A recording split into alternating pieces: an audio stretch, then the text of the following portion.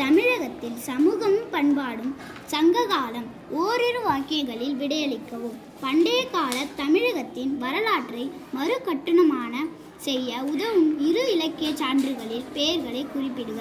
தொல்காப்பியம், எட்டுத்தொகை, பட்டினப்பாலை, 11 கீழ்கணக்கு.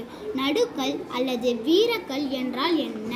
பண்டைய கால தமிழர்கள் போர்க்களத்தில் மரணமுற்ற வீரர்கள் மேல் பெரும் மரியாதை கொண்டிருந்தனர். போரில் மரணமடைந்த வீரரின் நினைவை போற்றுவதற்காக கற்கள் நடப்பட்டன.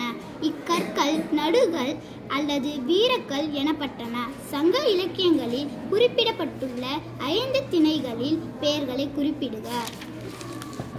குறிஞ்சி, முல்லை, மருதம், நெய்தல், பாலை.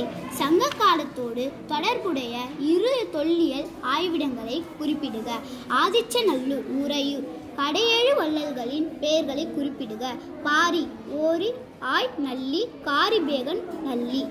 களப்பிரர் காலத்தை சேர்ந்த ஏதேனும் 3 தமிழ் இலக்கியங்களின் பெயர்களை குறிப்பிடுக.